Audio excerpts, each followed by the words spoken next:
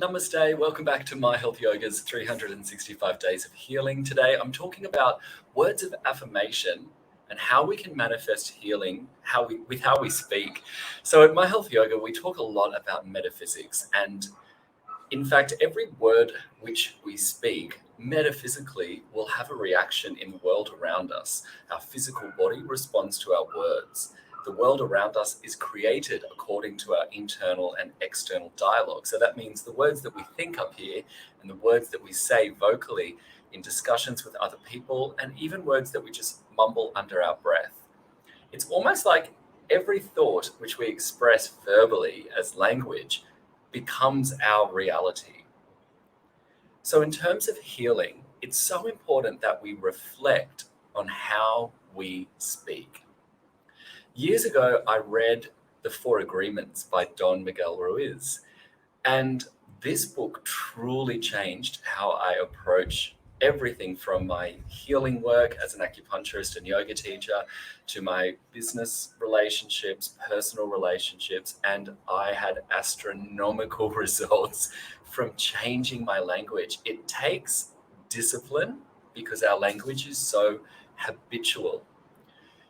How we are raised sits with us until we use discipline to change those beliefs, those values, those habits which have been ingrained with us since we were little kids or at school. And part of this is our language. So when I say reflect on how you talk, write a list of words which you know that you use often, and this might take a little bit of vulnerability, and it might also take a little bit of patience, because first, you might not even be aware of what type of language occupies your vocabulary for a lot of the time. But once you start to have an idea about words and their frequency and their vibration, again, there's many other books that you can read on this subject. One of our favorites, of course, is by the goddess of metaphysics, Louise Hay. For those of you who are training with us, you'll find a lot in your level 1 metaphysics notes in terms of language as well. But even books like Metaphysical Anatomy or Meridian Trains, even reading about anatomy, reading about chakras, anything to do with healing, you'll see language comes up over and over again. So when I reflected on my own language and how this was contributing to the universe as I was creating it on a daily basis, I decided to remove words which no longer aligned with the frequency that I chose to create for myself. I'm going to say that again because it's really important. I chose, and this took discipline, to stop using words which no longer aligned with the universe or the world that I wanted to create for myself. Here's some of the words that I removed from my vocabulary. The first one is should. Should is a word which has a victim template vibration.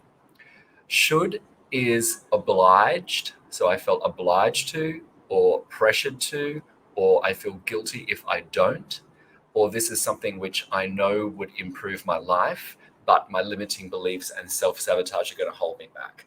I should have gone to yoga.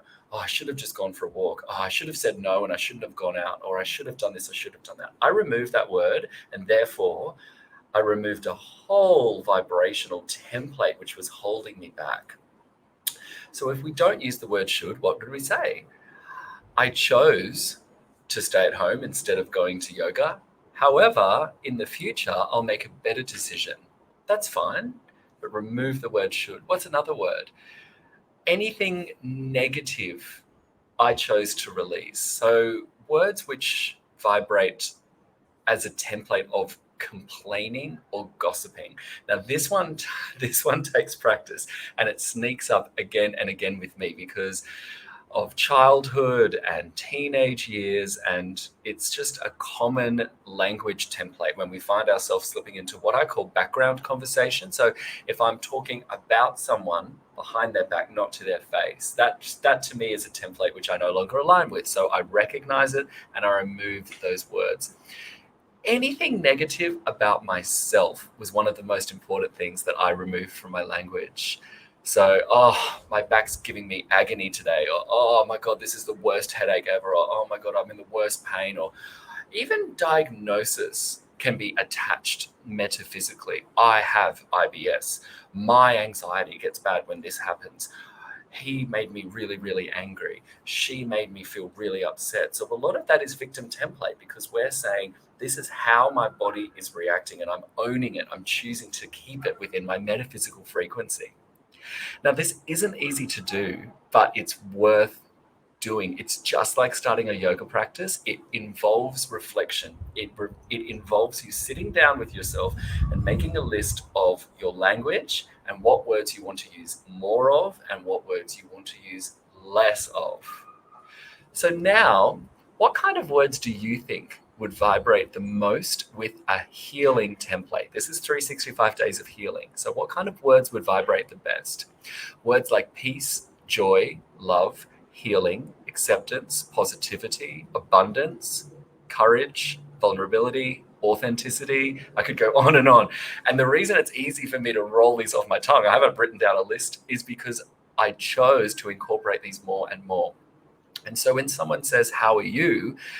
I don't say, yeah, I'm good, I'm really busy. That's another word that you won't hear me use. I don't use the word busy. I stopped using it about 4.5 years ago now. I know when I stopped using it because I was overusing it, and now I've removed it from my schedule completely. It's off my tongue. I don't use the word. It's gone. The file was deleted, because busy should not be a synonym for success.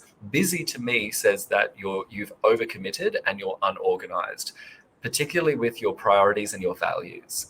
So I'm not busy, but I don't want to be busy. I want to be in alignment, and I want plenty of space. If I have a day lying at home on the couch or a day sitting in the sun by the pool, that's great. It doesn't mean that something's wrong because I should be busier. It means that I'm healthy because I don't overcommit myself. So I removed the word busy. I also removed the word anxiety, because for me, this is a word which was creeping in more and more. And I felt the more that I used this word, the more anxious I felt. Instead of the word anxiety, I used the word overthinking. Oh, I feel like I'm overthinking at the moment. So what I need to do is focus on one thought. Whereas if I was saying, I feel anxious, I have anxiety, it was owning a diagnosis that would stick with me. So it really is that simple. It's about self-reflection.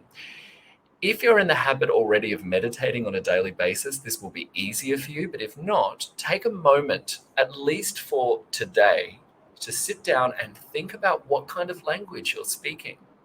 If you're having difficulty in a relationship, personal or professional, if you're having difficulty health-wise or attracting abundance in your life, if you're having any friction which feels uncomfortable or unwanted, and you're having difficulty moving through it and moving forward, language is where to start.